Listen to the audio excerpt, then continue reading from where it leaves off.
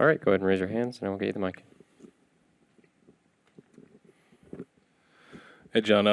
Right now, with what's happening with Danny right now, are you able to speak about any of that and your conversation with Danny? No, nothing to say official right now. I know there's some reports out there and stuff, but nothing official on that right now. But Nate, then. With Nate before the game, Yeah. you go way back with him. You've known him as a prospect through his journey. What's a moment like that mean for you when you've seen a guy grow up in this organization, for him to leave right now? What are your impressions? Yeah, I mean, Nate, obviously highly touted and hugely talented. Battled injuries, adverse. You know what I'm saying? Sorry, I'm hung up on other stuff. Adversity, a lot. But I think landing here, kind of this year, I think he's grown up a lot. I know there were some mixed results, game-wise, performance-wise, but just kind of watching him grow up, watching him mature. I think this year really understanding how to pitch a little bit more and not just rely on his stuff. He's been through a lot. I don't know what it's like to be a number one prospect and to have the whole world know every move you make, and he handled it really, really well.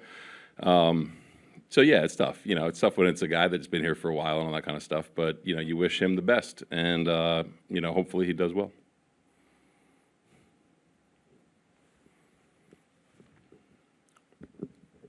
John, just because may not get a chance to talk to you later, can we ask you questions on about Danny on embargo? We hold it until word's official. Can we?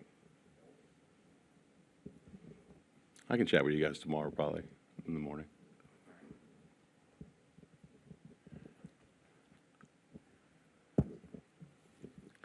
With Nate, it seems like the discussion is that this team is still trying to compete next year and not going to deal for future. So was this a case of not seeing Nate as someone who was going to be a part of that, as opposed to trying to continue that development with this organization? Yeah, it was kind of right at the edge of that, really, a little bit.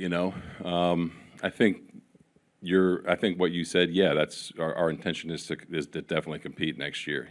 And I think the players that you get in return allow us to be better equipped at doing that. And I think there's always, whenever you're trading someone, right, there's always risk that they go somewhere and then they change something, they do something different, and they're great. I think that it's Nate can definitely be a part of it. You know what I mean? He's really talented, and I think when you're looking at kind of that specific spot, bullpen, in terms of what we got back for him, it's a little bit easier to backfill bullpen, and that's taking nothing away from Nate and his stuff and his talent.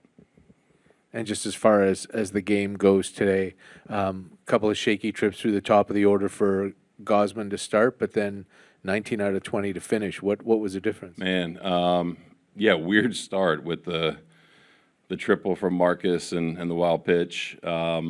His split carried the zone really, really well today. His delivery was on point.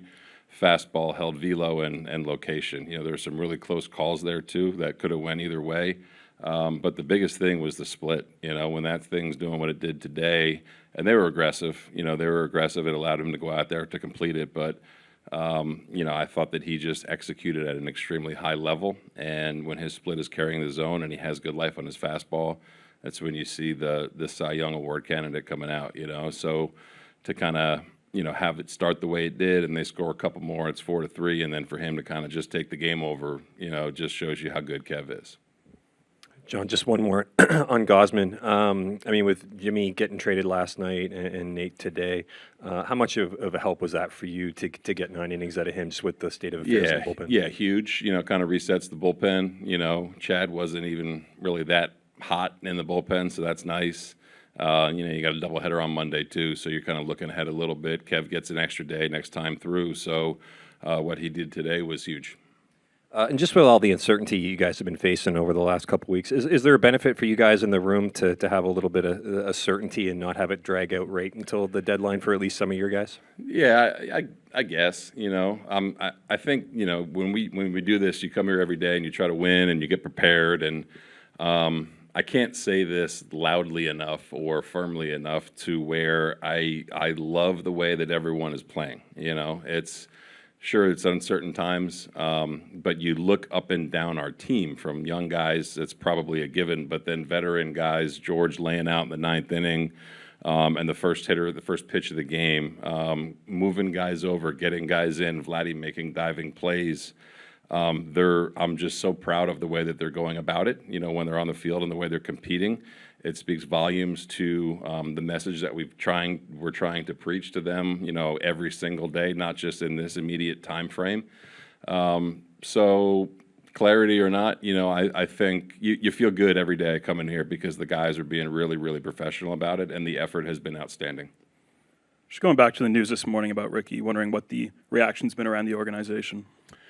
Yeah, it's tough. You know, it's your number one prospect, a guy with an electric arm. You know, so it's overall, yeah, it's a setback for everyone a little bit, but you understand that it's a risk. It's part of this game, unfortunately, and you hope that he recovers well and is fully healthy and you know, gets back to doing what he's great at. All right. Thanks, everyone. Thanks, guys.